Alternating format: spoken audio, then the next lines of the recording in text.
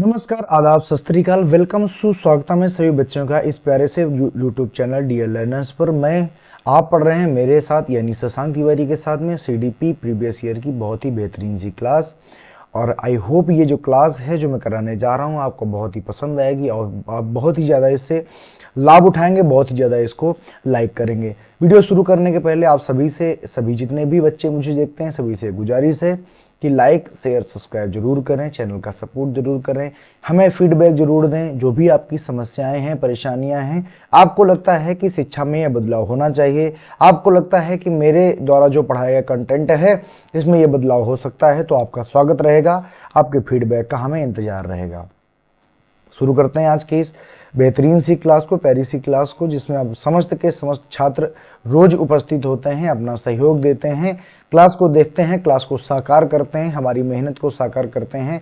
इसलिए आप सभी जितने भी हमारे साथ में जुड़े हुए बच्चे हैं सबका बहुत बहुत दिल से आभार है, बहुत बहुत धन्यवाद है। आप हमारा धन्यवाद करें ना करें, हम आपका धन्यवाद सदैव करते रहेंगे, क्योंकि आपकी एग्जिस्टेंस से हमारी एग्जिस्टेंस है, आपके ही अस्तित्व से हमारा भी अस्तित्व है। शुरू करते हैं आज की इस क्लास को। तो अगर मैं बता दूं कि ये जो मैं आपसे पेपर आपके सामने जो डिस्कस हो रहा है ये फरवरी माह में 2016 में लिया गया ये पेपर है। फरवरी माह में हुआ था, 2016 में हुआ था। मैं आपको बता दूं कि ये प्राइमरी लेवल का अभी तक मैंने जितने भी पेपर कराए लगभग सारे के सारे प्राइमरी लेवल के ही कराए हैं।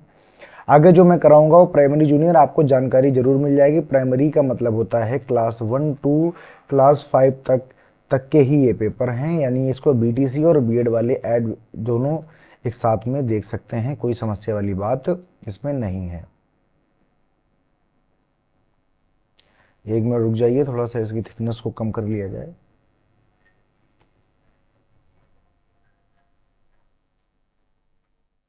एक मिनट, चलिए अब शुरू करते हैं। तो आप समझ गए होंगे कि मैंने आपको पहले ही बता दिया कि फरवरी 2016 में लिया गया प्राइमरी का पेपर है और इसमें हम पढ़ रहे हैं चाइल्ड डेवलपमेंट एंड पेडागोजी यानी सीडीपी। हम पढ़ रहे हैं सीडीपी यानी चाइल्ड डेवलपमेंट एंड पेडागोजी। इसमें कुछ प्रश्न चाइल्ड डेवलपमेंट के भी होते हैं और कुछ प्रश्न पेडागोजी के भी होते हैं। ठीक है, शुरू करते हैं बिना किसी दूसरी बात के। आज आते हैं प्रश्न नंबर पहले में। देखिएगा ये जो प्रैक्टिस सेट है बहुत ही बेहतरीन है और इसमें मॉडरेट लेवल के हैं, ना आप सरल कहेंगे ना आप इसको कठिन कहेंगे। हाँ, मॉडरेट बीच का लेवल है कि जिनको नहीं पता वो इसको नहीं कर पाएंगे और जिनको पता है वो काफ़ी हद तक क्वेश्चंस को करने में समर्थ हो जाएंगे। या आप ये भी कह सकते हैं कि जिनको भी ये चीज़ें पता हैं, इनको कुछ ना कुछ कभी उसने पढ़ा है, कभी न कभी थोड़ा बहुत समझा है, तो वो पेपर जरूर 50% तक ऐसे ही कर सकता है। और जिन्होंने ठीक ठाक प्रैक्टिस की, याद रखिएगा प्रैक्टिस से ही आप किसी भी पेपर को, किसी भी परीक्षा को, किसी भी एग्जाम को क्रैक कर पाएंगे। विदाउट प्रैक्टिस आप कॉन्सेप्ट के दम पर कुछ भी नहीं कर सकते हैं। ये मेरा व्यक्तिगत अनुभव है जो मैं आपके साथ शेयर करता हूँ। पढ़िए ना पढ़िए अलग की बात है, लेकिन प्रैक्टिस जब हो ध्यान दीजिए, उसको पूरा करने की कोशिश कीजिए, यही आपकी सफलता को आगे चल के सुनिश्चित करेगा। चलते हैं, पहला प्रश्न देखो। भारत में अधिकांश कक्षाएं बहुभाषी होती हैं और इसे शिक्षक द्वारा फिल इन द ब्लैंक्स के रूप में प्रयोग किया जाना चाहिए। हम आपसे बता दे रहे हैं, कभी अगर बात आ जाए बहुभाषी कक्षा की अगर कभी बात आ जाए बहुभाषिकता की, अगर कभी भी प्यारे बच्चे बात आ जाए बहुभाषिकता की यानी मल्टी लैंग्वेज की अगर कभी भी बात है, याद रखिएगा मल्टी लैंग्वेज या बहुभाषिकता की अगर कभी भी बात आए तो याद रखें एक शिक्षक को क्लास में उसको समस्या के रूप में नहीं लेना चाहिए, उसको बाधा के रूप में नहीं देखना चाहिए, उसको परेशानी के रूप में नहीं देखना चाहिए, बल्कि उसको संसाधन के रूप में, एक सोर्स के रूप में प्रयोग करेगा। अच्छा देखो होता क्या है, जैसे एक क्लास है, वहां पर विभिन्न संस्कृतियों से, विभिन्न सामाजिक पृष्ठभूमियों से आकर के बच्चे बैठे हुए हैं और ये जब बच्चे अलग अलग भाषाओं से आए, अलग अलग क्षेत्रों से आए, तो अलग अलग जगह की संस्कृति और वहाँ के रीति रिवाजों को, वहाँ के तौर तरीकों को लेकर के आए हैं। हो सकता है हमारे यहाँ के या हमारे जो तरीके हैं, जो साथ में बच्चे बैठे उनके तरीके थोड़े कम सही हैं, उसका तरीका ज़्यादा सही है। तो ये संसाधन है कि आप कह सकते हैं, देखिए राम ऐसा व्यवहार करता है, हम सबको ऐसा ही व्यवहार करना चाहिए क्योंकि यही उचित है। तो ये क्या हो गया, तो ये एक संसाधन है ना भाई, आप खुद ही उस परिवेश पर नहीं गए जहां से वो आया है, तो वो तो संसाधन के रूप में काम करना चाहिए। तो याद रखना, कभी भी बहुभाषिकता यानी मल्टी लिंग्विलिज्म को कभी भी आप समस्या के रूप में नहीं देखेंगे, बल्कि उसको एक क्या करिए, उसको एक संसाधन के रूप में प्रयोग करिए। खुद भी बहुत सारी भाषाएं सीखिए और बच्चों को भी समझने की कोशिश, क्योंकि भारत कैसा है, वैरायटी में यूनिटी है, यानी विभिन्नता में एकता है। भारत में बहुत सारी भाषाएं हैं और आप किसी बच्चों को मना तो कर नहीं सकते कि आप तमिल भाषा से तो यहाँ नहीं पढ़ सकते, नहीं, उसको पढ़ाइए, अपनी उसको सिखाइए, उससे खुद कुछ सीखिए। जब कभी तमिलनाडु जाएंगे, तमिल जाइए तो वहां पर प्रयोग करिए, तो बहुभाषिकता एक संसाधन हो जाता है। ठीक है, आई होप आपको समझ में आया होगा। ना समझ आए तो कम से कम इतना जरूर समझ लेना कि जब भी कभी बहुभाषिकता की बात आए तो कक्षा में बहुभाषिकता को आपको संसाधन के रूप में प्रयोग करना है, ना कि एक समस्या के रूप में। ठीक, कम से कम इतना याद रखना। दूसरे नंबर प्रश्न में आ जाओ। दूसरा नंबर प्रश्न कहता है, शिक्षार्थियों द्वारा की गई गलतियां और त्रुटियां। शिक्षार्थी जो गलतियां करते हैं और जो त्रुटियां करते हैं, यानी जो एरर्स करते हैं। अब क्या है, mistakes and errors made by student, क्या वो उसके विषय में देखो नीचे कथन कौन सा सही है। शिक्षक और शिक्षार्थियों की असफलता का सूचक बिल्कुल गलत बात है। कहते हैं कि अगर बच्चा गलतियां करते हैं तो शिक्षक भी फेल हो गया, शिक्षार्थी भी फेल हो गया, ऐसी बात नहीं है। उसके चिंतन को समझने के अवसर के रूप में देखी जानी चाहिए, ठीक बात है। कठोरता से निपटानी जानी चाहिए, मैंने आपको कई बार बताया है। कहीं भी दंड की बात आ जाए, कहीं भी कठोरता की बात आ जाए, कहीं भी बच्चे को नियंत्रित करने की बात आ जाए, नकारात्मक शब्द होते हैं और ऐसा कभी करना ही नहीं है, भले बच्चा गलतियां करे। बच्चा कमजोर तथा उत्कृष्ट चिन्हित करने के अच्छे अवसर नहीं। बच्चे को आप ये देख करके कमजोर नहीं चिन्हित करना कि आप मान लें कमजोर, नहीं करना। क्या है, उसके चिंतन को समझने के अवसर के रूप में देखी जानी चाहिए। देखो, कोई भी बच्चा या कोई भी बुजुर्ग, कोई भी बड़ा बूढ़ा ऐसा है ही नहीं कि गलती नहीं करता है। हम अपनी गलतियों से ही सीखते हैं। जब हम बार बार गलतियां करते हैं तो हमको ये समझ में आने ये लग जाता है कि हमको ये तो नहीं करना चाहिए। तो सीखता व्यक्ति कैसे है, मानो कैसे सीखता है, तो आप कहोगे मेकिंग एरर्स, यानी जो हमारी गलतियां होती हैं वो हमें सीखने में सबसे ज्यादा सहायता करती हैं। अगर आपके साथ में कोई भी, आप तेज बाइक चला रहे हैं, आपके साथ में अगर एक्सीडेंट हुआ है तो याद रखें कभी भी आदमी फिर उतनी तेज बाइक नहीं चलाता। क्यों? क्योंकि एक बार गलती करके देख चुका है। तो अब क्या होता है कि जैसे कि वो गलतियां कर रहे हैं तो शिक्षार्थी अगर गलतियां कर रहे हैं तो शिक्षक को ये देखना चाहिए कि गलतियां कहां कर रहा है। जहां गलतियां कर रहा है उसको सुधार। तो वही कह रहा है कि चिंतन के समझने के अवसर के रूप में देखी जानी चाहिए कि बच्चे को समझो कि गलतियां कर रहा है तो क्यों कर रहा है। बड़ी सिंपल सी बात है, गलतियां कभी भी निगेटिव सेंस में मत लेना। देखो आगे आ जाओ। तीसरे नंबर की बात करते हैं हम। फिल इन द ब्लैंक्स के विचार से बच्चे सक्रिय ज्ञान का निर्माण तथा नन्हे वैज्ञानिक कहते हैं। देखिए, एक मनोवैज्ञानिक हुए जिनका नाम था जीन प्याजे।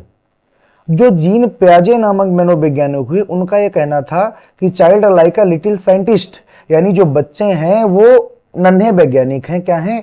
वो लिटिल साइंटिस्ट हैं। याद रखिएगा, अगर बात किया जाए लिटिल साइंटिस्ट की, अगर बात की जाए तो ये किसने कहा है? तो ये किसी और ने नहीं बल्कि जीन प्याजे जी ने कहा है। ठीक है, देखिए, पेवलॉव ने नहीं कहा, युंग ने नहीं कहा, स्किनर ने नहीं कहा। ये सब अनुबंधन में थे, कंडीशनिंग की थ्योरी में थे, ना कि ये कभी भी नन्हे वैज्ञानिक इन्होंने नहीं कहा है।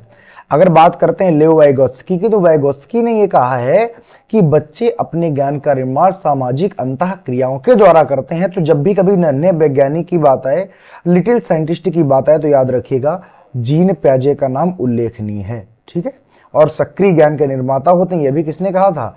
उन्होंने कहा था एक्टिव नॉलेज के क्या होते हैं? कंस्ट्रक्टर होते हैं, कंस्ट्रक्ट करते हैं। तो ये सब किसकी बातें हैं? नन्हा वैज्ञानिक किसने कहा? जीन प्याजे ने। सक्रिय ज्ञान के निर्माता किसने कहा? जीन प्याजे ने। बच्चे समाज में रह करके सीखते हैं, ये किसने कहा? तो लेव वाइगोत्स्की ने। ठीक, जीन प्याजे ने कौन सा सिद्धांत दिया है? तो संज्ञानात्मक विकास का सिद्धांत, कॉग्निटिव डेवलपमेंटल थ्योरी।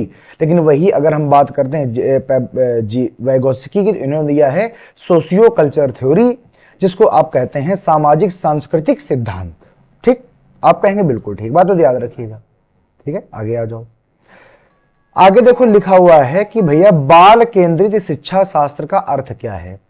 जो बाल केंद्रित शिक्षा होगी उसका मतलब ये है कि जितनी भी प्रक्रियाएं करनी है वो बालक के इर्द गिर्द करिए, यानी बालक को सेंटर में रखना है और फिर उसके लिए सारी प्रक्रियाएं होनी चाहिए। अगर पहले नंबर की बात करें, लिखा है शिक्षा बच्चों को शिक्षक का अनुगमन और अनुकरण, ये गलत बात है। अगर अब देखो, अगर टीचर को हम फॉलो करेंगे, टीचर के हम पीछे पीछे चलेंगे तो फिर तो टीचर हो गया सेंटर में। बाल केंद्रित माने बच्चे को केंद्र में रखिए। लिखा है बच्चों की अभिव्यक्ति और उनकी सक्रिय भागीदारिता को महत्व देना, ये थोड़ा सा ठीक बात है। और पढ़ लेते हैं, बच्चों को पूर्ण रूप से स्वतंत्र कर देना, ये जरूरी नहीं है। पूरी तरीके से स्वतंत्र करोगे वो अलग दिशा में भी जा सकता है, ये नहीं करना है। बच्चों को नैतिक शिक्षा देना नहीं, ये तो फिर आप उसको बच्चे में ज्ञान को भर रहे हो, आपको ज्ञान को भर रहे हो नहीं। बच्चों की अभिव्यक्ति माने जो बच्चा बोलना चाहता है, जो बताना चाहता है, उसको उचित स्थान दीजिए। और उसकी सक्रिय भागीदारिता मतलब वो बिल्कुल कोई भी काम करे, पढ़ाई करे तो वो सक्रिय रूप से उस पर शामिल रहे। तो ये सब की सब जो चीजें हैं, आप भाई बच्चे की बात को सुन रहे हैं तो बच्चा ही केंद्र में है। आप बच्चे की सक्रिय भागीदारियों को महत्व दें तब भी बच्चा क्या है, केंद्र में ही है। तो यही बाल केंद्रीय शिक्षा का एकमात्र यहाँ पर उदाहरण सही है, यही अर्थ होता है। ठीक है, बाल केंद्रित का मतलब होता है बच्चा केंद्र में होना चाहिए, यानी बच्चा क्या है, सर्वश्रेष्ठ है, बाकी सब बात की बातें हैं। अब देखो यहाँ पर ज्यादा जूम करने की वजह से यहाँ पर ये ब्लर हो रहा है, तो मैं थोड़ा सा इसको कम जूम करता हूँ, ध्यान से देखिएगा। ठीक है, 5वां नंबर, फिर आगे चल के जूम कर दिया जाएगा। 5वां नंबर, जटिल परिस्थिति को संसाधित करने में शिक्षक बच्चों की सहायता कर सकता है। जटिल परिस्थिति को संसाधित करने में, यानी देखो लिखा हुआ है a teacher can help the child to process a complex situation, मतलब एक कठिन परिस्थिति आ गई है और बच्चे को उससे बाहर निकलना है, बच्चे को उसको संसाधित माने अच्छा बनाना है। तो बताइए टीचर क्या सहायता कर सकता है। लिखा है कोई भी सहायता ना देकर, ये तो बिल्कुल गलत बात है। आप शिक्षक हैं तो आपको मदद तो करनी पड़ेगी। फिर है उस पर एक भाषण देकर, ये भी गलत बात है। मतलब कोई भी बच्चा ऐसा है जो मुसीबत में फंसा, मान लो बहुत बड़ी मुसीबत नहीं, एक मैथमेटिकल एक प्रॉब्लम है, नहीं कर पा रहा है। अब क्या बच्चे को सहायता ना दो और जिसे बच्चे अपने आप निर्वाह करें, ऐसा नहीं होता है भाई। एक स्कैफ फोल्डिंग नामक एक चीज होती है। अभी जब आगे आप चलेंगे तो हम आपको पढ़ाएंगे कि एक लेवाइगस्की जो है, आगे चलकर मनोवैज्ञानिक आएंगे, वो स्कैफ फोल्डिंग नामक एक बात की चर्चा करेंगे, पाड़ और मचान की चर्चा करेंगे। लेवाइगस्की ही पाड़ और मचान की चर्चा करते हैं। वो भी जेडपीडी माने जोन ऑफ प्रॉक्सिमल डेवलपमेंट की भी चर्चा करेंगे आगे चल के, मैं आपको बताऊंगा। तो भाषण नहीं देना है भाई, मैथ की प्रॉब्लम में फंसा है, आपका भाषण उसकी क्या ही मदद करेगा, तो आप कहें कोई भी मदद नहीं करेगा। कार्य को छोटे छोटे हिस्सों में बांट करके, ये थोड़ा ठीक बात है। प्रतियोगिता को कभी भी बढ़ावा नहीं देना, याद रखिएगा, कभी भी कंपटीशन को बढ़ावा नहीं देना है सीडीपी पढ़ते समय, क्योंकि आप बच्चे बाल मनोविज्ञान पढ़ रहे हैं तो कभी भी कंपटीशन को बढ़ावा नहीं देना है, बल्कि इंडिविजुअल डिफरेंसेस पर, यानी बच्चे की व्यक्तिगत जो उसकी क्षमताएं हैं उस पर आपको फोकस करना है। ये बिल्कुल ठीक बात है।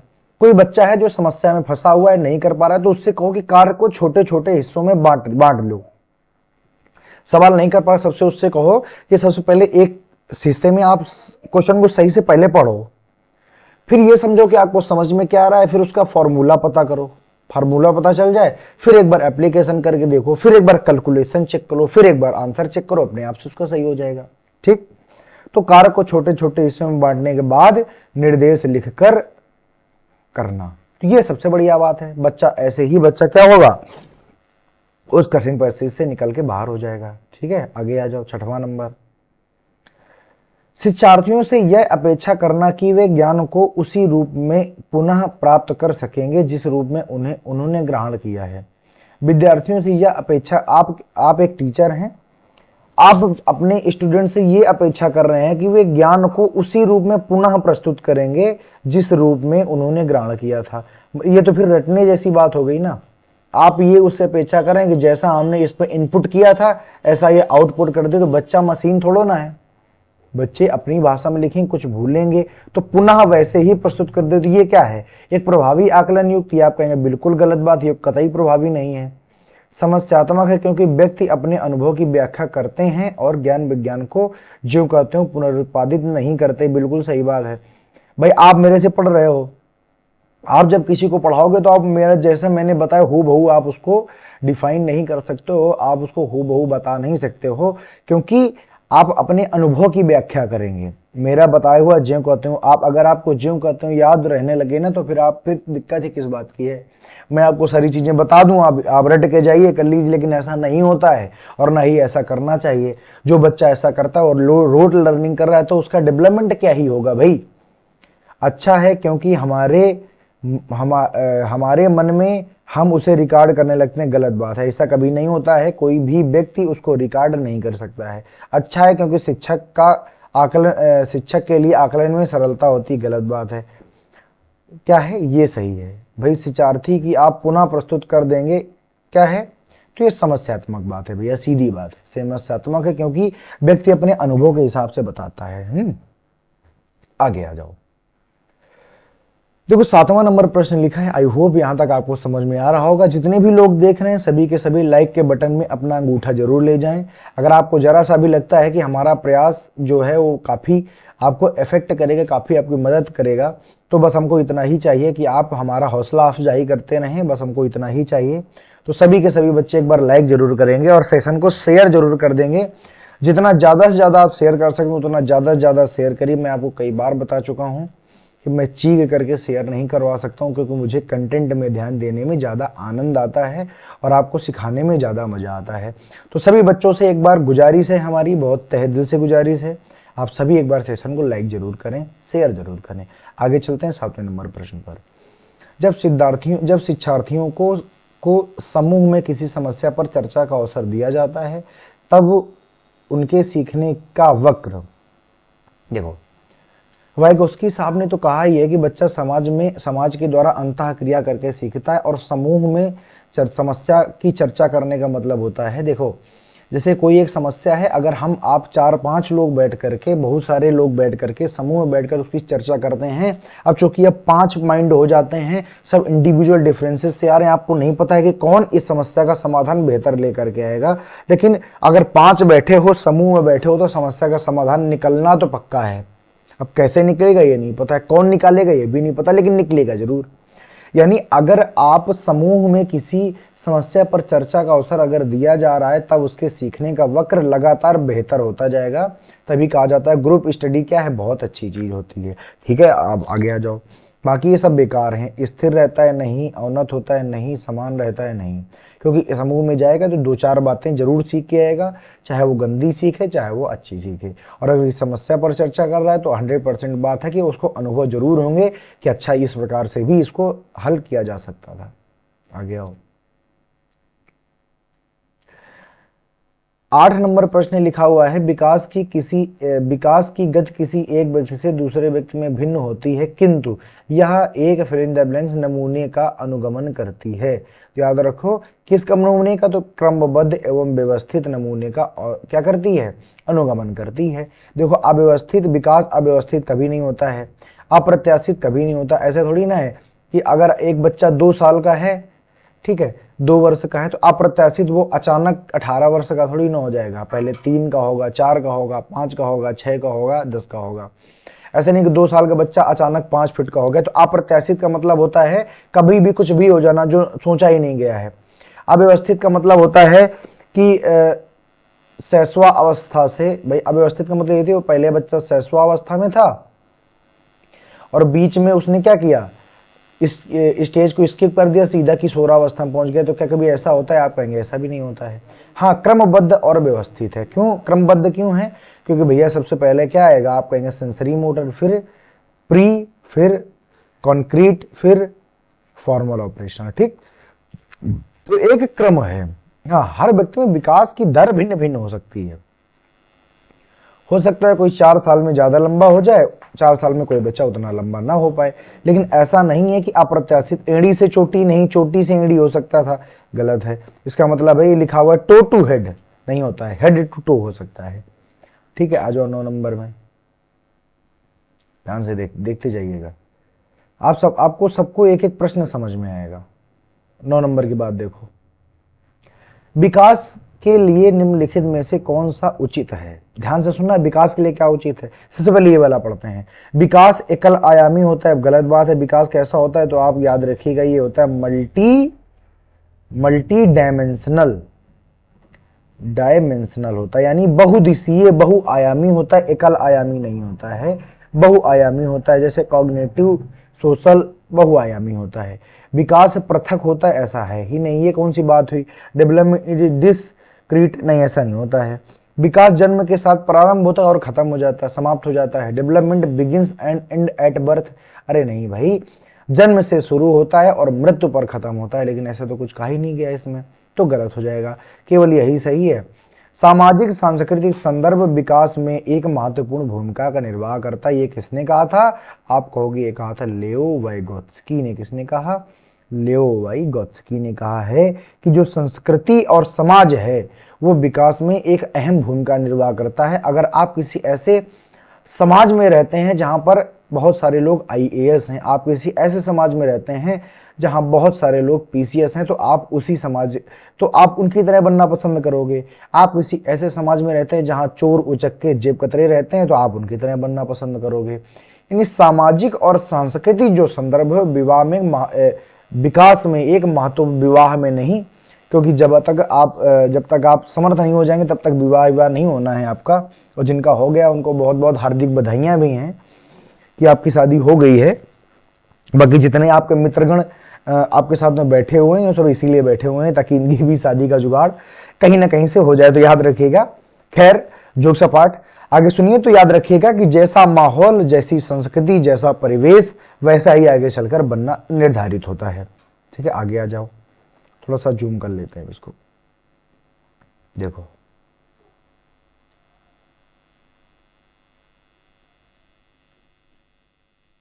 आई होप आपको दिख रहा होगा। चलो देखो, 10वां नंबर जो प्रश्न है वो कहता है व्यक्तियों में एक दूसरे से भिन्नता क्यों होती है? जो व्यक्ति होते हैं वे एक दूसरे से अलग कैसे होते हैं?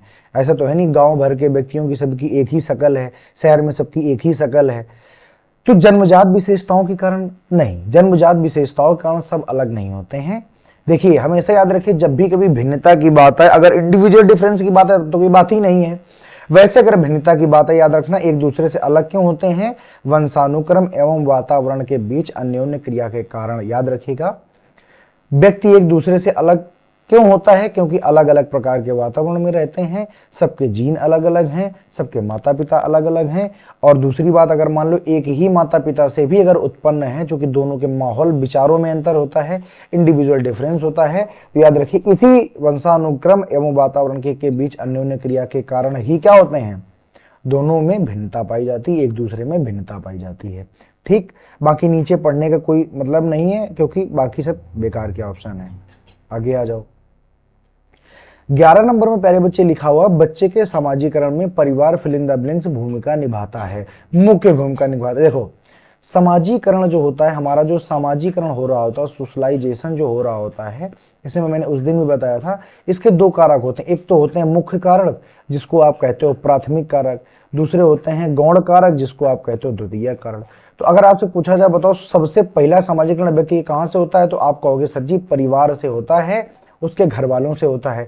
दूसरा कहाँ होता है, तो आप कहोगे समाज से होता है, और समाज से तो होता है, और दूसरी बात है विद्यालय से होता है, पीयर समूह से होता है, खेल के मैदान से होता है। माने परिवार को छोड़ करके बाकी समस्त जितने के जहां जहां से बच्चा सीखता है वो सब क्या होते हैं, तो आप कहोगे सामाजिकरण के गौण कारक होते हैं, या इसे कहा जाता है द्वितीय कारक होते हैं।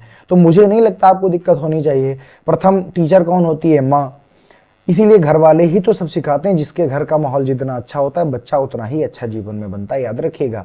इसीलिए यहाँ पर बताया गया है, ये देखो चाइल्ड डेवलपमेंट में ये सब पूछने का केवल यही मायने है कि आप टीचर बनने जा रहे हैं तो कम से कम आपको पता तो होगा कि बच्चा अगर गाली देना सीख रहा है, इसका मतलब इसके घर में यही इसी प्रकार का माहौल है, या बच्चा बहुत ज्यादा बाहर जा रहा है तो वहां सीख। तो आप पेरेंट्स को ये सलाह दे सकते हो कि बच्चा र्यूड हो रहा है तो क्यों हो रहा है और कैसे आप इस पे अंकुश लगा सकते हैं, कैसे आप इसको सुधार सकते हैं।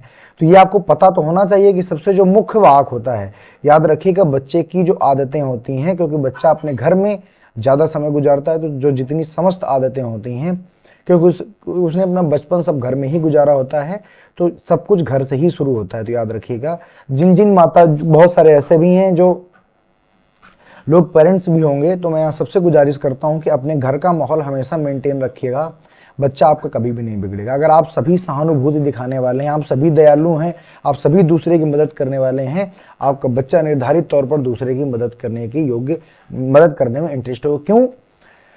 क्योंकि मैंने आपको सिखाया था कि सीखने का अगर स्वर्ण काल कहा जाए तो वो होता है कौन सा? पूर्व बाल्यावस्था, यानी 2 से लेकर के 6 साल तक। और इस काल में बच्चा सबसे ज्यादा अपने माता पिता, अपने भाई बहनों, अपने परिवार वालों से इंटरेक्ट करना पसंद करता है। आप उसको जैसा बनाना चाहें आप उसको वैसा बना सकते हैं। तो थोड़ा सा ध्यान दीजिएगा सभी के सभी, तो आपके जो बच्चे हैं वो अच्छे होंगे। ठीक है, आगे आ जाओ। अगर हम बात करते हैं प्यारे बच्चे 12 नंबर प्रश्न की, ठीक है, देखो 12 नंबर जो प्रश्न लिखा हुआ है, ये लिखा हुआ है निम्नलिखित में से कौन सा एक सही मिलान वाला जोड़ा है? सही मिलान वाला बात पूछ रहा है। ये देखो लिखा है औपचारिक संक्रियात्मक बच्चा, यानी जो फॉर्मल स्टेज पर है। कहां पर है? फॉर्मल ऑपरेशनल स्टेज पर है। कहते अनुकरण अनुकरण नहीं करता है तब तक बच्चा अतार्किक हो जाता है। कैसा होता है? अतार्किक कह रहे हैं, वो क्या करता है? तार्किक हो जाता है। तब तक वो अमूर्त चिंतन करने लगता है, तो अनुकरण थोड़ी ना करेगा, ना ही कल्पना परक रहेगा। शैशवावस्था में तर्क और अनुप्रयोग ऐसी कोई बात। शैशवावस्था में बच्चा कैसा होता है? दूसरे के ऊपर डिपेंड होता है, दूसरे पर आश्रित होता है। तो तर्क का अनुप्रयोग कब से करने लगा? पूर्व संक्रियात्मक बच्चा निगमनात्मक यानी डिडक्टिव थिंकिंग नहीं कर पाता है। पूर्व संक्रियात्मक का मतलब होता है प्री कॉन्क्रीट जो होता है, तो याद रखिए प्री ऑपरेशनल जो होता है वहां पर बच्चा ये करता है, अनुकरण का पालन करता है, कल्पना परक होता है। ठीक।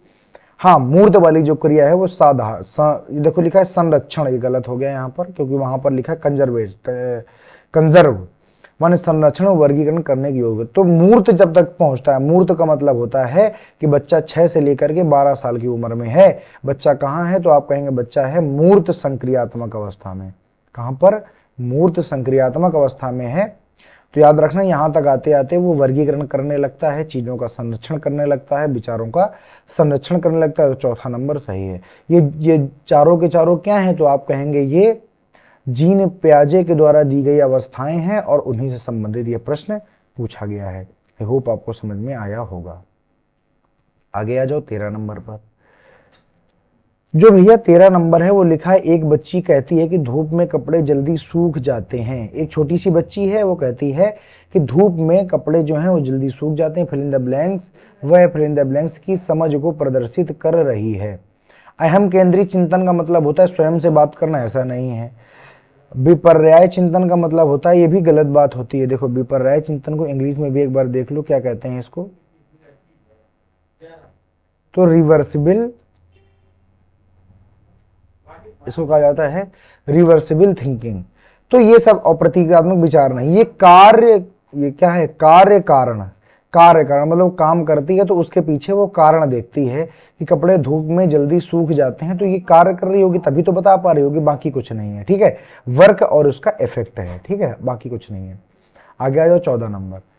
पियाजे के अनुसार बच्चों का चिंतन वयस्क से फिल इन द ब्लैंक्स में भिन्न होता है बजाय के। देखो पियाजे के अनुसार बच्चों का चिंतन माने बच्चे जो दिमाग लगाते हैं, बच्चे जो सोचते हैं, वयस्कों से काहे में भिन्न होता है? तो आप कहोगे प्रकार में भिन्न होता है। भाई जो वयस्क है वो कुछ और प्रकार से सोचता है, जो बच्चा है वो कुछ और प्रकार से सोचता है। वयस्क की चिंताएं आवश्यकताएं अलग हैं, बच्चे की चिंताएं आवश्यकताएं अलग हैं। भाई आप जो बच्चे हैं वो केवल यही सोचते हैं कि कहाँ से जुगाड़ हो जाए तो हम मेला देख जाएं जाके, कहाँ से जुगाड़ हो जाए कि हम चॉकलेट खरीद लें, उनकी ये चिंताएं हैं। बड़ों की वयस्क की चिंताएं क्या हैं? कहाँ से कैसे करेंगे तो शाम को खाने की व्यवस्था हो जाए, या जैसा भी वो सोचता है। लेकिन याद रखना भिन्न होता है बजाय मात्रा के। मात्रा का मतलब होता है सोचेगा उतना ही जितना एक वयस्क सोचता है। प्रकार में अंतर हो सकता है, बच्चा कुछ और प्रकार से सोचेगा, वयस्क कुछ और प्रकार से सोचेगा, क्योंकि वयस्क कैसा मैच्योर हो गया है, बच्चा कैसा इमेच्योर है। लेकिन याद रखिएगा मात्रा में कोई अंतर नहीं होगा, जितने एफर्ट आप लगाओगे उतना एफर्ट वो भी लगाएगा। जितनी मात्रा में वयस्क सोचेगा उतनी ही मात्रा में बच्चा भी सोचेगा, बस प्रकार में अंतर हो सकता है। तो ये बिल्कुल सही है कि प्रकार और मात्रा, यानी जो प्रकार है वो कैसा हो सकता है? अलग अलग हो सकता है, लेकिन मात्रा दोनों की कैसी होगी, बराबर होगी। ये बात याद रखिएगा। एक बच्चा है और एक एडल्ट है, एडल्ट जितना सोचेगा बच्चा भी उतना ही सोचेगा, बस प्रयोग अलग अलग है, प्रकार अलग है। वैसे कुछ और सोच रहा है लेकिन बच्चा कुछ और सोच रहा है, मात्रा दोनों की एक जैसी है, ये बात याद रखिएगा। ठीक, आगे आ जाओ। 15 नंबर प्रश्न देखो। 15 नंबर जो प्रश्न है वो कहता है निम्नलिखित में से कौन सा एक आधारभूत सहायता का उदाहरण है। आधारभूत सहायता का मतलब होता है, देखो अब इंग्लिश में पहले देख लो क्या लिखा हुआ है ताकि आपको समझ में। आधारभूत सहायता, ये देखो लिखा हुआ है स्कैफोल्डिंग। चाहे इसको आधारभूत स्कैफोल्डिंग, अब देखो यहां पर समझना, स्कैफोल्डिंग देख लिया ना, ठीक है आगे देखो। चाहे इसको आधारभूत सहायता कहिए, चाहे इसको पाड़ कहिए, चाहे इसको क्या कहिए, मचान, क्या कहिए, मचान कहिए। ठीक, याद रखिएगा, चाहे इसको पाड़ कहें, चाहे मचान कहें, चाहे क्या कहें आधारभूत सहायता, और चाहे इसी को कहिए स्कैफ फोल्डिंग। अब ये चीज क्या होती है, ध्यान से देखना। ये चीज ये होती है कि मान लीजिए बच्चा कोई प्रश्न को सॉल्व कर रहा है, वो सॉल्व करने में थोड़ा सा असमर्थ है। अगर आप उसको थोड़ी सी हिंट दे दें, थोड़ा सा उसको एक आइडिया दे दें, तो आप जानते हैं कि बच्चा इस प्रश्न को जरूर ही सॉल्व कर जाएगा। इसी को कहते हैं आधारभूत सहायता, स्कैफोल्डिंग, पाड़ या मचान। पूरा पूरा बताना नहीं है, बच्चा जैसे कोई कर रहा है तो आपने थोड़ी सहायता, वो फंसा पड़ा हुआ है नहीं कर पा रहा है, तो आपने थोड़ी सी उसको हिंट दे दिया कि बच्चे ऐसा भी तो कर सकते हैं, तो ये क्या है, ये आप कहेंगे ये है स्कैफोल्डिंग। ठीक है, एक मिनट जरा रुकिएगा। 15 प्रश्न आपके यहां से कंप्लीट हो चुके हैं। ठीक है, सेशन ठीक चल रहा है, सेशन को चेक करना पड़ा मुझे, कहीं सेशन खराब तो नहीं हो रहा है। ठीक है, चलो 15 नंबर प्रश्न कंप्लीट कर लेते हैं। समझ गए ना कि क्या इसमें कहने की कोशिश कर रहा है। बच्चे को पूरी सहायता नहीं देनी, बच्चे को हल्की सी सहायता देनी बस। शिक्षार्थियों को प्रेरित करने वाले भाषण, ये सहायता नहीं होती है, भाषण नहीं देना है। प्रश्न पूछने को बढ़ावा दिए बिना स्पष्टीकरण देना, गलत बात। मूर्त और अमूर्त दोनों प्रकार के उपहार देना, उपहार नहीं देना है, पुरस्कार गलत बात होती है, बात तो उपहार नहीं। ये है अनुबोधन और संकेत देना तथा नाजुक स्थितियों पर प्रश्न पूछना। देखो अनुबोधन और संकेत देना, संकेत देने का मतलब होता है आप जान रहे हैं कि बच्चा फंस रहा है, तो थोड़ा सा उसको क्या करिए, हिंट दे दीजिए, थोड़ा सा उसको संकेत दे दीजिए, थोड़ा सा अवबोधन करा दीजिए, और ताकि वो जो नाजुक स्थिति है ना, जहां पर वो फंस रहा है, जहां पर आप जानते हैं कि बिल्कुल थोड़ी सी है, अगर थोड़ा सा इसको हेल्प मिल जाए ये पार कर जाएगा क्वेश्चन को, तो ऐसा करना ही क्या कहलाता है, स्कैफोल्डिंग या आधारभूत सहायता कहलाता है। याद रखिएगा, इसको किसने दिया था, लियो वाइगोस्की ने दिया था। किसने दिया था, जेडपीडी का जो कॉन्सेप्ट है वो लियो वाइगोस्की ने दिया था, और जेडपीडी से भी ये संबंधित है।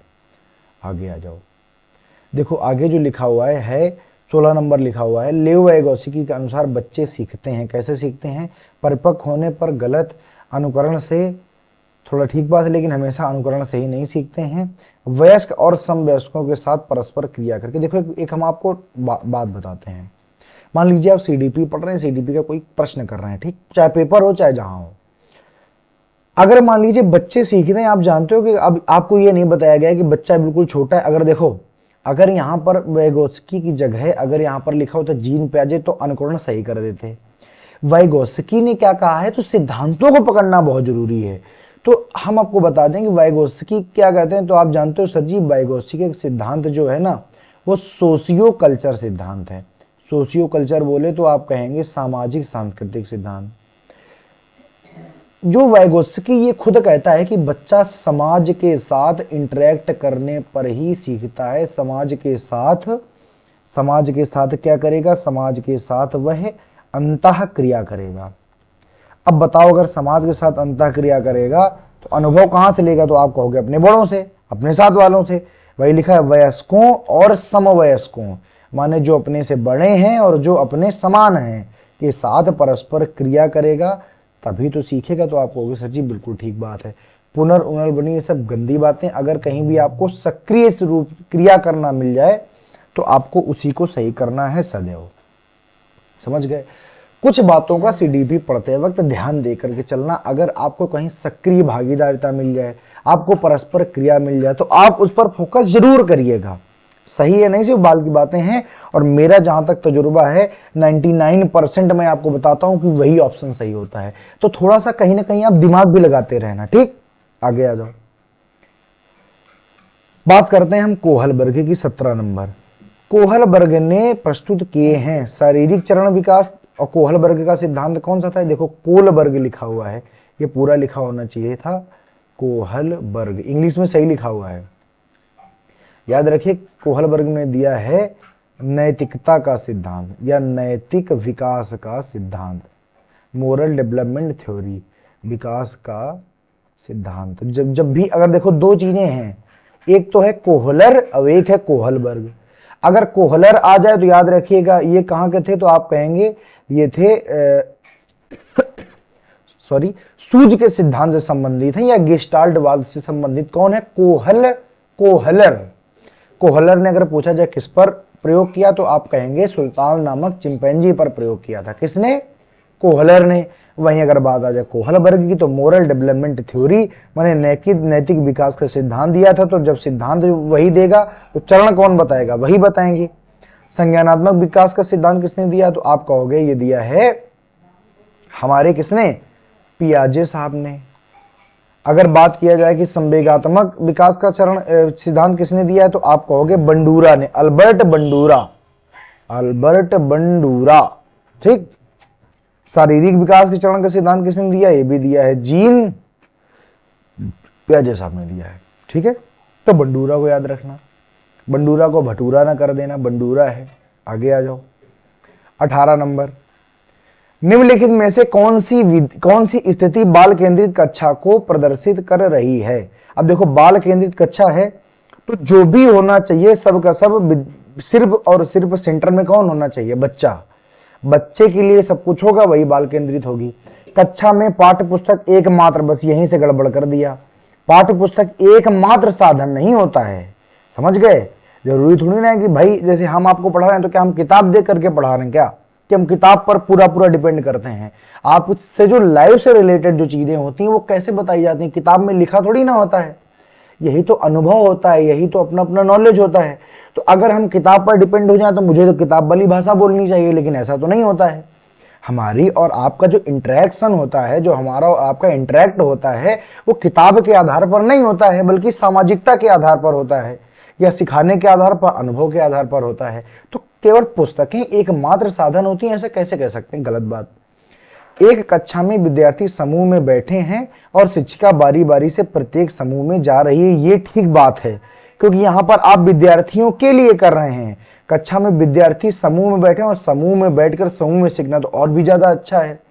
और ऊपर से शिक्षिका बारी बारी से प्रत्येक समूह में जा रही, यानी उनकी मदद करने के लिए जा रही है, उनको बताने के लिए जा रही, तो बढ़िया बात है। तो ये थोड़ा ठीक है। एक कक्षा में शिक्षार्थी का व्यवहार शिक्षिका द्वारा दंड, देखो लिखा हुआ है, मैंने कहा था कहीं भी आपको पनिशमेंट मिल जाए पहले गलत कर दो, पुरस्कार मिल जाए गलत कर दो। आगे देख लो एक बार। किसी कक्षा में शिक्षिका नोट लिखवाती है, छपवाना नहीं, और याद करना रोट लर्निंग, गलत बात है। मैंने आपको कई सारी चीजें ऐसी बता रखी हैं जो आपके सामने टैग वर्ड साबित होती हैं। कभी भी कहीं दंड आ जाए, कहीं भी कहीं याद करना, स्मरण करना, लिखवाना, पढ़वाना आदि चीजें आ जाए, गलत है। कहीं भी आपको केवल शब्द मिल जाए, गलत है। ठीक है, पुरस्कार दंड मिल जाए तो गलत है, एकमात्र सिंगल एकल मिल जाए तो गलत है। क्योंकि विकास करते समय आप पढ़ रहे हैं तो क्या हो जाएगा, तो आप कहेंगे ये वाला हो जाएगा। ठीक, आगे आ जाओ। दिमाग लगा के चलोगे प्यारे बच्चे तो मेरी ये 100% गारंटी है कि आपको किसी भी प्रश्न में कभी भी कोई भी दिक्कत नहीं आने वाली है। आ जाओ 19 नंबर पर। बुद्धि है लिखा, एक अकेला व जाति विचार। देखो अकेला तो नहीं होता है, तो जाति विचार तो है ही नहीं। दूसरों को अनुकरण करने की कोशिश करनी, अगर आपने दूसरों को इमिटेट कर रहे हैं, अनुकरण कर रहे हैं, नकल कर रहे हैं, तो बुद्धि आप में कहाँ है? आप तो फिर पशु के समान हो गए, बंदर हो गए ना। बंदर भी तो इमिटेट करता है, नकल करता है, मनुष्य नहीं है। एक विशिष्ट योग्यता है, ऐसा नहीं। स्पीयरमैन ने कहा था कि भैया दो कारक होते हैं, जी फैक्टर और एस फैक्टर। केवल यह नहीं कहा है कि एक विशिष्ट योग्यता है, नहीं, हाँ, सामर्थ्यों का समुच्चय है। कहा गया था अ सेट ऑफ एबिलिटीज। क्या है ये? तो आप कहोगे सामर्थ्यों का, योग्यताओं का एक समुच्चय। ये बात बिल्कुल सही है, बुद्धि में बताया भी गया है। ठीक है, तो यही क्या होगा, चौथा नंबर सही है। 20 में आ जाओ। 20 नंबर जो प्रश्न है ये कहता है, एक मिनट रुकना, देखो 20 नंबर प्रश्न कहता है भाषा विकास के लिए आरंभिक बचपन का काल है, बताओ। मैंने आपसे कहा था कि आरंभिक बचपन का मतलब होता है भैया लेटर चाइल्डहुड। क्या होता है? आप कहोगे लेटर चाइल्डहुड, चाइल्डहुड। और इसकी उम्र कितनी होती है, एज कितनी होती है? तो आपको 2 से लेकर के 6 साल तक। आप जानते हो कि बच्चा 2 साल तक आते आते थोड़ा थोड़ा बोलना सीख जाता है। अगर भाषा विकास से सिद्धांत से कहें तो ये बहुत ही ज्यादा संवेदनशील होता है, बहुत ही ज्यादा अति संवेदनशील होता है। बच्चे के सामने जैसे शब्दों का प्रयोग करोगे वो उसी प्रकार के शब्दों को निकालना शुरू कर देगा, याद रखिएगा। तो इसलिए ये बात जितने भी यहाँ पर पेरेंट्स भी जो भी हमें देख रहे हैं याद रखिएगा, जब बच्चा इस एज में हो 2 से लेकर के 6 साल में लेटर चाइल्डहुड में हो तो उसके सामने शब्दों का जो चयन है बहुत सोच समझ के करना, क्योंकि वो उस समय अपने दिमाग में शब्दों को भर रहा होता है। भाषा का सबसे तेज जो डेवलपमेंट होता है, सबसे जो तेज विकास होता है वो होता है प्रारंभिक बचपन में, यानी लेटर चाइल्डहुड में। अगर उस समय आप किसी भी ऐसी भाषा का प्रयोग करते हैं जो आप जीवन में उस अपने बच्चे से अपेक्षा नहीं करते हैं तो याद रखिएगा 2 से लेकर के 6 साल तक परहेज रखिए, या आपको करना है करिए, लेकिन बच्चा जब सामने ना हो तब करिएगा। उसको ऐसे परिवेश में जाने से थोड़ा बहुत रोकना भी है जहां पर इस प्रकार की भाषा का प्रयोग होता है, क्योंकि इस उम्र में बच्चा भाषा बहुत तेज सीख रहा होता है। जैसा सुनेगा वैसा ही बोलना प्रारंभ करेगा, अच्छा सुनेगा अच्छा बोलेगा, गलत सुनेगा तो गलत बोलेगा। तो याद रखना अति संवेदनशील माने बहुत ही ज्यादा क्रिटिकल होता है, ठीक, अति सेंसिटिव होता है। आगे आ जाते हैं, आगे देखो 21 नंबर प्रश्न को देखो। एक सह शिक्षा कक्षा में लड़कों से शिक्षिका ये कहती है कि लड़का बनो, लड़कियों जैसा व्यवहार मत करो। देखो वही चीज है कि मैंने हमेशा आपको बताया है कि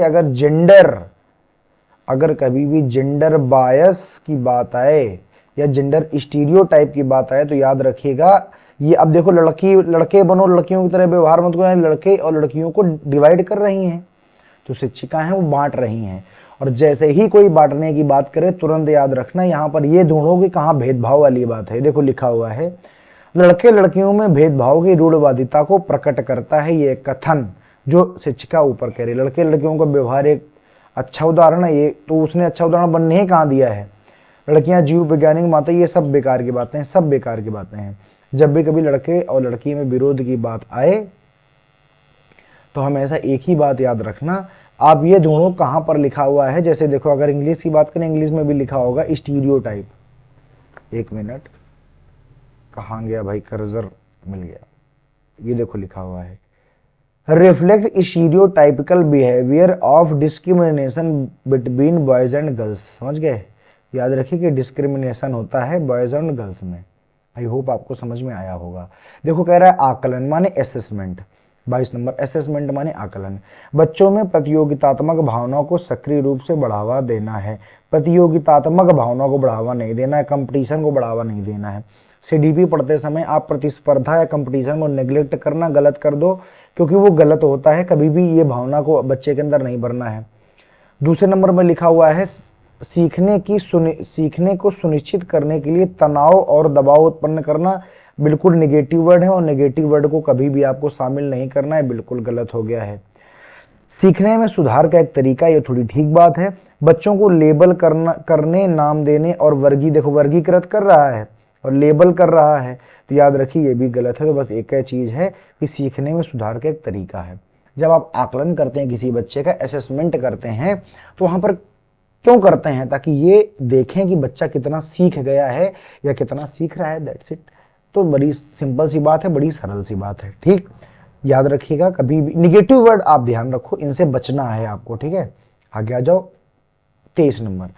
निम्नलिखित में से कौन सा एक कथन समावेशन का सबसे अच्छा उदाहरण है, सबसे अच्छा वर्णन करता है? समावेशन का मतलब क्या होता है? वही इंक्लूशन या इंक्लूसिव एजुकेशन। मैंने हर बार आपको बताया है। यह विश्वास है कि कुछ बच्चे कभी कुछ नहीं सीख सकते, बिल्कुल गलत बात है। मैंने आपको कहा है कि जब भी कभी इंक्लूसिव एजुकेशन की बात करना तो ये मानो कि सब बच्चे ज्ञानी होते हैं, सब बच्चे ज्ञान का भंडार है। चाहे लंगड़ा, काना, बहरा, गूंगा, अच्छा, औसत, कैसा भी बच्चा हो, कैसे भी डिसेबल हो, कैसे भी चैलेंज्ड हो, यानी सब बच्चों को एक साथ में बैठ करके पढ़ाना है, बस वही समावेशी शिक्षा है। तो ये तो बिल्कुल गलत बात है। यह एक दर्शन है कि सभी बच्चों को नियमित विद्यालय प्रणाली में समान शिक्षा प्राप्त करने का अधिकार है। ये बिल्कुल सही बात है, यही कहता है समावेशी शिक्षा, बाकी देखना गलत होंगे। यह एक दर्शन है कि बच्चे ईश्वर के विशेष उपहार हैं, गलत बात है। यह विश्वास कि बच्चे अपनी योग्यताओं के अनुसार अलग अलग किया जाना चाहिए, अरे भैया बच्चों को अलग अलग नहीं करना है, यही सब सही बात है। केवल और केवल कि भैया सभी को नियमित विद्यालय प्रणाली में शिक्षा प्राप्त करने का अधिकार होता है, यही समावेशन का सबसे बढ़िया व्याख्या है। आगे आ जाओ भाई, 24 नंबर में आ जाइए। 24 नंबर देखो, वंचित वर्ग यानी जो कैसे हैं, जो बैकवर्ड ग्राउंड से हैं, वंचित वर्ग से हैं, कि पृष्ठभूमि वाले बच्चों को शिक्षा प्रदान करने के लिए शिक्षक को चाहिए कि उनके बारे में अधिक से अधिक जानकारी जुटाने का प्रयास करें और उन्हें कक्षा में होने वाली चर्चा में शामिल करें। बड़ी सही सी बात है। उन्हें कक्षा में अलग बिठाए, बिल्कुल गलत बात है। उन पर ध्यान न दे, बिल्कुल गलत बात है। बहुत सा लिखित कार्य दे, बिल्कुल गलत बात है। तो ये तो नेगेटिव वर्ड है, समझ गए। अलग बिठाना नेगेटिव वर्ड है, ध्यान न देना और अंतःक्रिया नहीं करना गलत वर्ड नेगेटिव वर्ड है। बहुत सा लिखित कार्य देना, अरे भैया एनसीएफ कहता है कि लर्निंग विदाउट बर्डन, और आप यहाँ पर बहुत सारा बर्डन डाल रहे हैं, फिर तो आप उसका उल्लंघन कर रहे हैं। नहीं, बच्चे के बारे में ज़्यादा से ज़्यादा जानकारी इकट्ठा करो, ये जानने की कोशिश करो कि आखिर ये वंचित क्यों है, आखिर ये किस प्रकार से वंचित है, पैसे से वंचित है, हाँ मतलब किस प्रकार का चैलेंज है, किस प्रकार से बैकग्राउंड इसका खराब क्यों है, क्या दिक्कत है, और फिर उसको कक्षा में होने वाली चर्चा यानी पाठ्यक्रम में पढ़ाई में शामिल करो। बच्चा अपने आप से कुछ ना कुछ बेहतर जरूर करेगा। आ जाओ 25 नंबर पर, लिखा और निम्नलिखित में से कौन सा व्यवहार बच्चे की अधिगम निर्योग्यता की पहचान करता है। अपमानजनक व्यवहार, तो भैया देखो अधिगम निर्योग्यता का मतलब एजुकेशनल डिसएबिलिटी, तो अपमानजनक व्यवहार कर रहा है इसका मतलब इसका एजुकेशन डिसएबिलिटी थोड़ी है। देखो हाँ, बी को डी तथा वाज को 7 तथा 21 को 12 लिखना, ये कैसी, ये डिसलेक्सिया है। ठीक, पढ़ता गलत है, या अगर लिखता है तो डिसग्राफिया और पढ़ता है तो डिसलेक्सिया है। खैर लिखता है तो क्या है, ये डिसग्राफिया है। क्या है भैया, ये है डिसग्राफिया। कम अवधान विस्तार उच्च शारीरिक गतिविधि, ये गलत बात है। मनो जल्दी जल्दी बदलना, ये भी, तो ये याद रखें, ये क्या है, ये एजुकेशनल निर्योग्यता माने एजुकेशनल डिसएबिलिटी है केवल ये, क्योंकि पढ़ाई लिखाई में इसमें दिक्कत आएगी जब डी को बी लिखेगा, बी को डी लिखेगा, वाज को सा पढ़ेगा और 21 को 12 लिखेगा। सॉरी, चलिए आगे आ जाइए। 26 नंबर की बात कर लेते हैं कि एक बच्चा जो आंशिक रूप से देख नहीं सकता है, मतलब ऐसा नहीं कि अंधा नहीं है, कुछ कुछ उसको दिखाई नहीं देता है, क्या करोगे, उसे शिक्षा नहीं देनी चाहिए, बिल्कुल गलत बात है। क्योंकि अभी समावेशी शिक्षा पढ़ा के आपको लाए हैं कि बच्चा चाहे जैसा हो आपको शिक्षा उसको पाने का अधिकार है, जो गलत बात है। उसे अलग संस्थान में वो नहीं जाएगा, सबके साथ में पढ़ेगा। विशेष प्रावधान करते हुए नियमित, बिल्कुल सही बात। अगर बच्चा देख नहीं सकता है तो उसके लिए कुछ विशेष प्रावधान लागू करिए, जैसे बच्चे को सबसे आगे फ्रंट रो पे बिठाइए, क्योंकि आंशिक रूप से कैसा दृष्टिबाधित है, आंशिक रूप से नहीं देख सकता है। फर्स्ट रो में बैठेगा, बोर्ड के नजदीक बैठेगा, टीचर के नजदीक बैठेगा, तो और नियमित विद्यालय में यानी सामान्य विद्यालय में ही पढ़ाना रखना चाहिए, बिल्कुल ठीक बात है। बिना किसी विशेष प्रावधान के नियमित विद्यालय, गलत बात है भाई। जो उसको दिक्कत है, जैसे कि एक बच्चा है जो व्हील चेयर पर चलता है, तो ऐसा नहीं है कि वो सामान्य विद्यालय में नहीं आ सकता है, बस इतना जरूर करिए कि जहाँ सीढ़ियाँ हैं उसके बगल से एक रैंप भी बनवा दीजिए ताकि वो भी जा पाए और सामान्य बच्चे भी जा पाए, समझ गए। बैसाखी से चलता है तो भी तो उसके लिए आप इक्विपमेंट्स अवेलेबल करा दीजिए, विशेष प्रावधान करिए, लेकिन रखिए उसको हमेशा नियमित स्कूल पर, ठीक है। तो इतनी सी बात है बस। सीखना क्या है, व्हाट इज लर्निंग।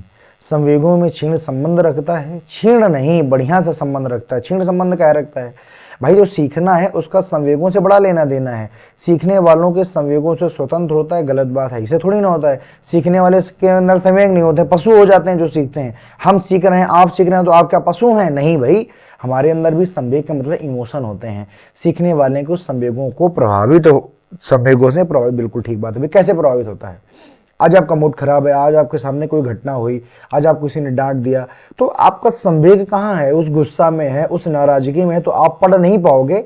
अधिगम माने सीखना, सीधी सी बात है भैया कि अगर आप किसी अन्य कारण से डिस्टर्ब हैं, डिस्ट्रैक्ट हैं, तो पढ़ाई में आपका मन नहीं लगेगा। यानी जो अधिगम होता है, जो सीखना होता है, वो संवेगों से काफी हद तक प्रभावित होता रहता है।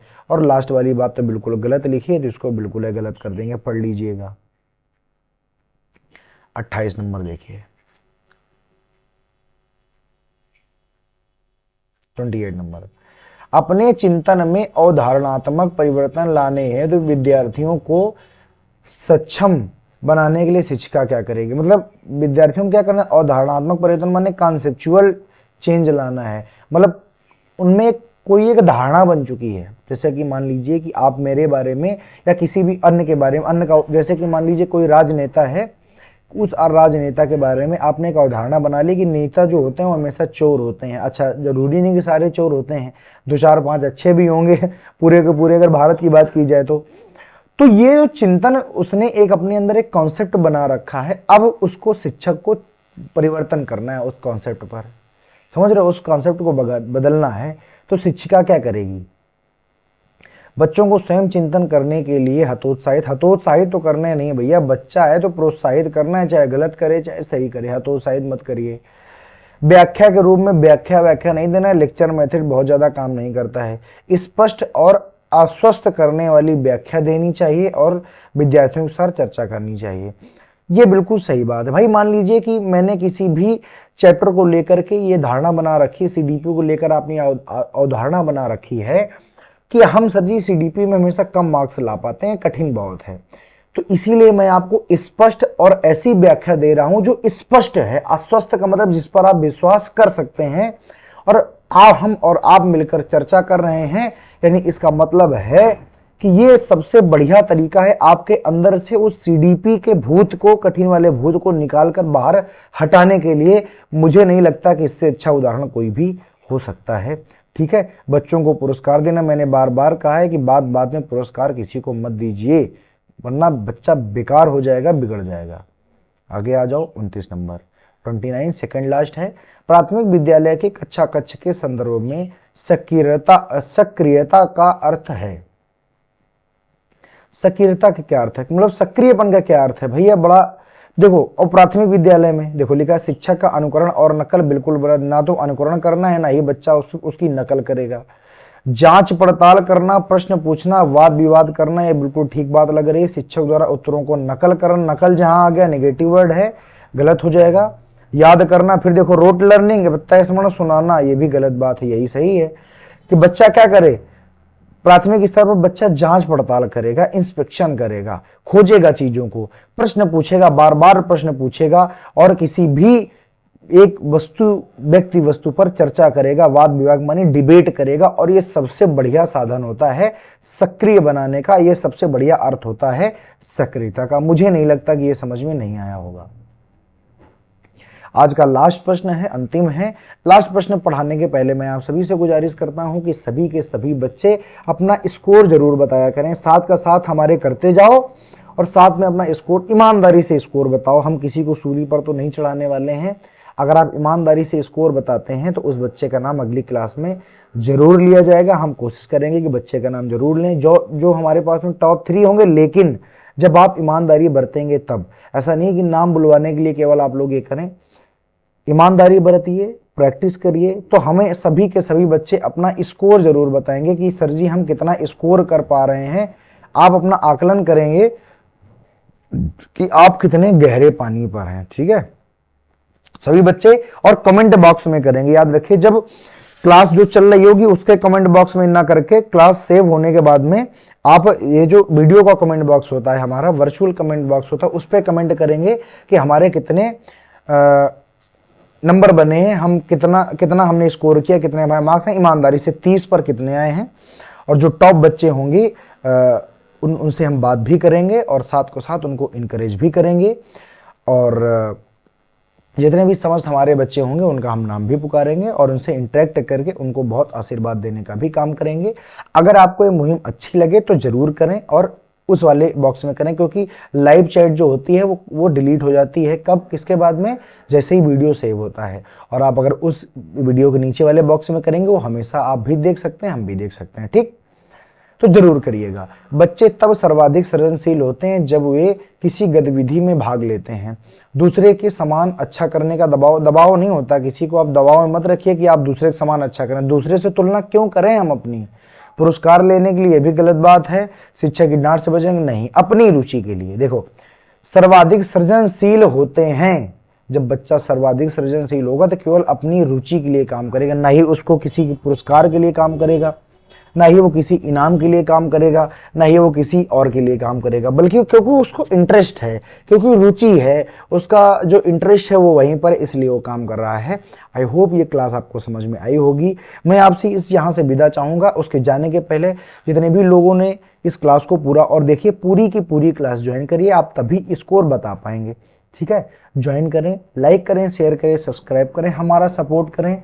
आप मुझे जानते हो, मैं हूं शशांक सर। आज आपसे विदा लूंगा, अगली क्लास में आपसे मिलते हैं, तब तक के लिए धन्यवाद, नमस्कार।